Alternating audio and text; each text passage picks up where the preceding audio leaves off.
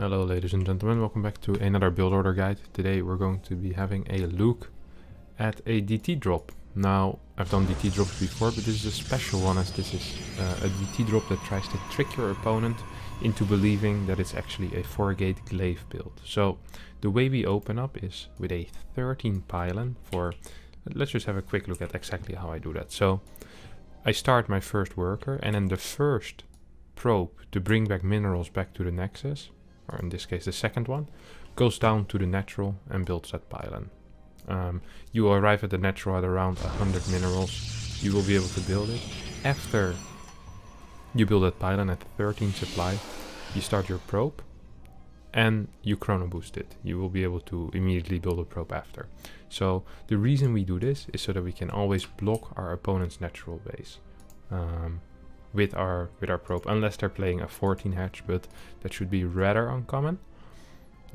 We follow up with a 16 gateway, a 17 gas, and we're just gonna stay at our opponent's natural base for about 20 seconds. Well, I don't do it this game because I'm playing against an AI, but I'll show you the proper movement in the game that I actually played against the laser afterwards.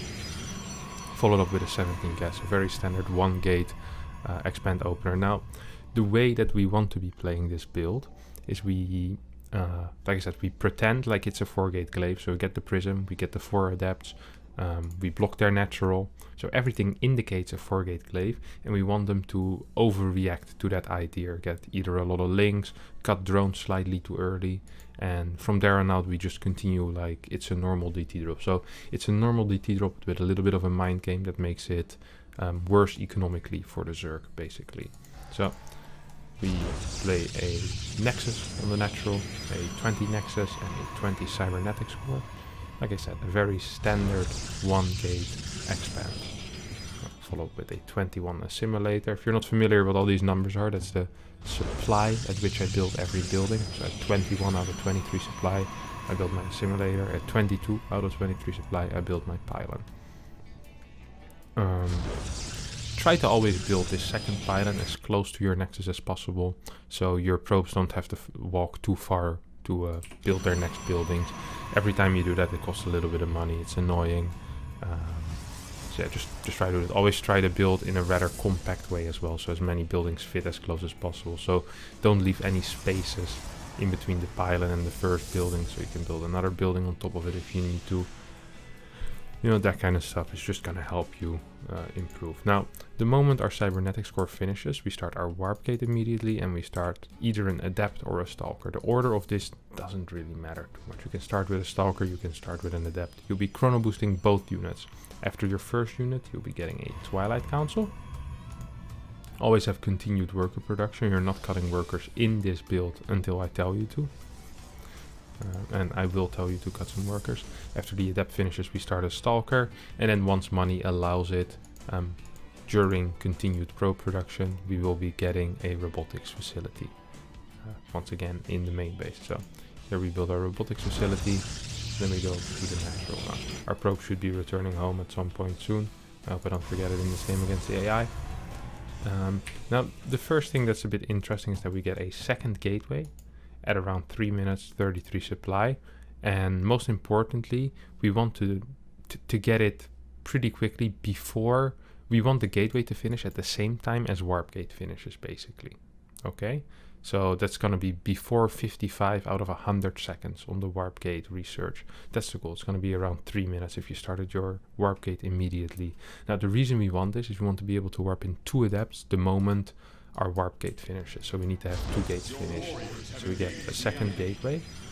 After our second gateway, we're going to be getting a dark shrine, followed up by a second adept afterwards. We're not going to chrono boost that adept.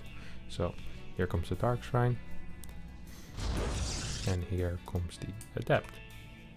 Now, once we have started our adept, we will go up to 40 supply. Or first we add a third gate at 40 supply, and then we cut workers at 40 supply. This is the only time we're really going to be cutting any kind of workers. We're cutting workers to get out our prism as fast as possible. So we get our prism out, we chrono boost our prism, and then we add at 42 another pylon. And afterwards we continue our probe production once again. So that's really the only probe cut we're going to be seeing in this game. Unless perhaps later on if we get a third base. So our warp gates finish, our pylon finishes up at the same time, we warp in 2 extra adepts, and we immediately get another pylon afterwards, a gas and another pylon, to make sure that we have enough space available to get those that can in. Now, once our prism finishes, we move out with the 4 adepts. This looks completely identical to the 4-gate glaive. So what you want to be doing is you want to be going into your... Well, there's a couple of things you can do. So either you can warp in your 3 DTs over here, for example, and then you split them up to each base. So you go 1 into the main, 1 into the natural, 1 into the third. If they don't have spores at the base, well, most of the time you're just going to kill so many workers that you win. If they do have spores at the base, you're going to lose every single DT, most likely to either a drone pool plus queen or a couple of links standing there. So the safer play is to warp everything either in your opponent's base or everything in one location, and then act a little bit cautiously with that warp in. So either try to snipe a spore, try to kill some drones, and then pick up and fly away. So you get your 3 DTs, and you start killing some drones. If they don't have detection, this is a very important part. Nice detection roll. Don't forget that line.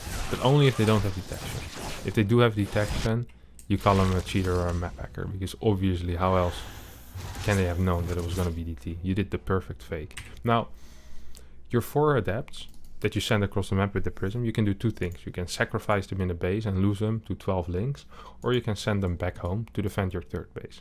I'd recommend the second one. So try to send them back, just shade them back to your 3rd base. Get your 3rd base before your 4th gas.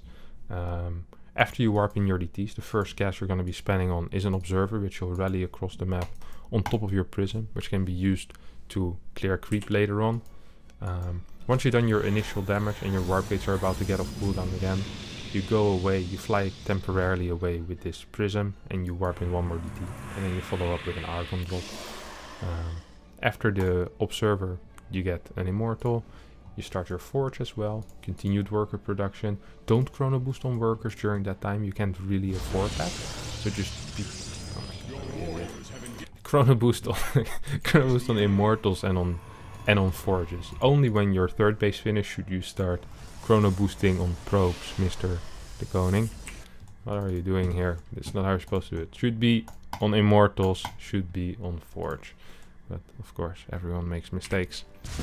Then you kill him with your Archon drop, or you try to do some damage with the Archon drop. I'm gonna go into the movement with Archon drops, etc. a little bit more once I show you guys the video game that I played.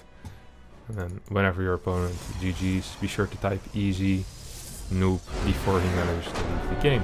Just like that, you gained 28 MMR, and now you're even closer to Masters 1 than before. Congratulations. Alright, let's head into the game that I played against the laser.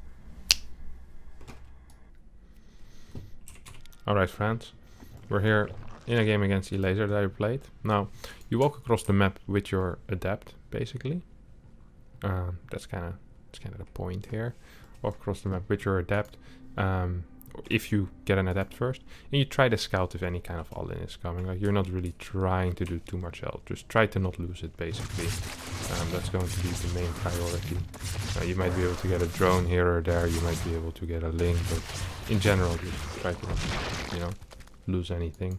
So you get your Twilight, your Robo. Let's just continue on a bit. My gate is a little late, you get some harassment, but the game still is going to work for it, generally. Usually we want to warp in into our opponent's base at around 4:35, maybe 4:36, I think. You do a very early scout, so everything's going to be quite late usually. If it's a little bit later, that's okay as well. So I'm just going to be paying attention to the general movement, and you're going to be seeing I will be pointing out some of the main mistakes that I made here as well. One of my favorite things is commenting on things I've done wrong in the past. So here you see, I warped in the 3 DTs, and I just sent them into the main base. I just warped into the main, and I check for a spore. I see the spore is almost done. I don't think I can right click it. So instead I just A-move my DTs, and I try to clear some links. Maybe I could have targeted a drone here and there. At the same time I decide to shade into the 3rd base, which as you can see, the laser is pretty ready for, as he is a pretty smart player.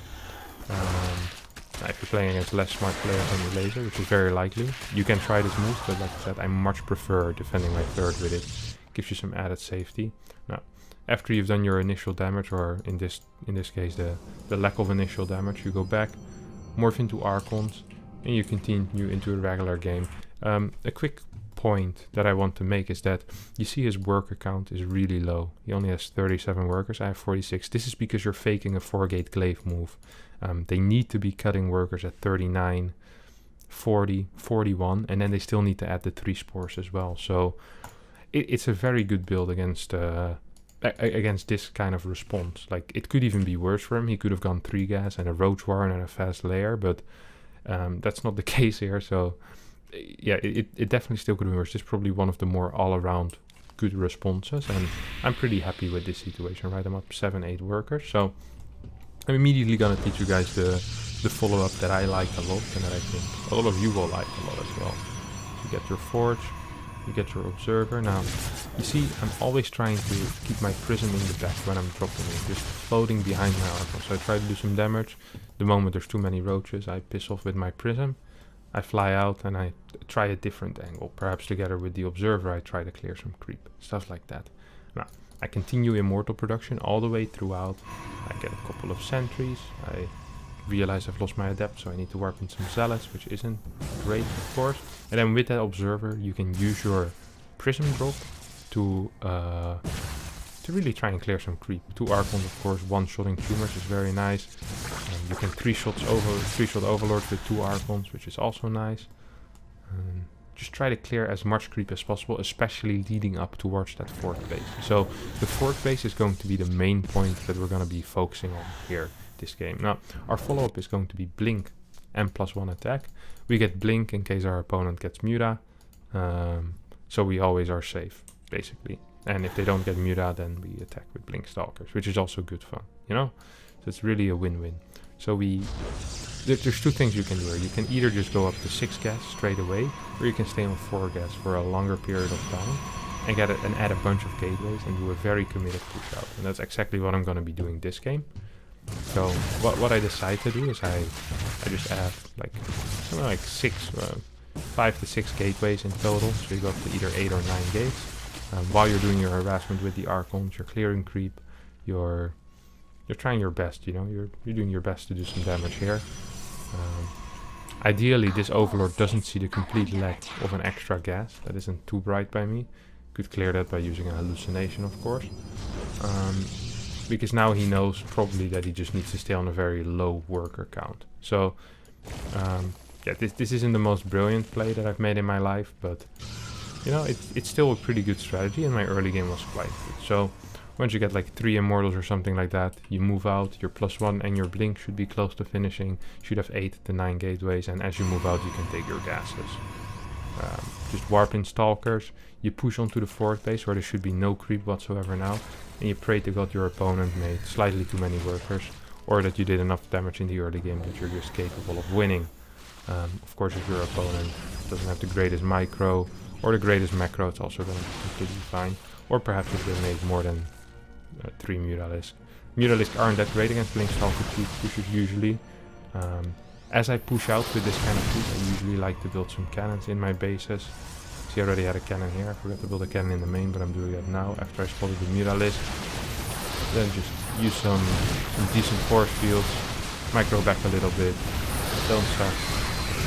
All of you are going to be completely fine, just like that. And then it's a really good player with a tricky build. I actually do end up winning the game, but I mean, it's just 4 minutes of fighting from here, which isn't too interesting. So yeah, the main things here are that you get the DT warp in on time, is that you fake the four adepts at the start and then have a proper follow-up. Both of the replays of the build against the AI and this game will be down in the description below, so if you want to have a look at that, you can do that. If you don't want to have a look at that, then perhaps you want to have a look at some other videos here on the side, or perhaps subscribe to my channel over there. Click that button and you will straight away get all my videos live on your homepage, especially if you ring the bell. So don't forget to do that either. thanks everyone for watching. I hope you did enjoy this guide. I hope you all bang the ladder up. That's a real sentence. And I'll see you all next time. Bye bye.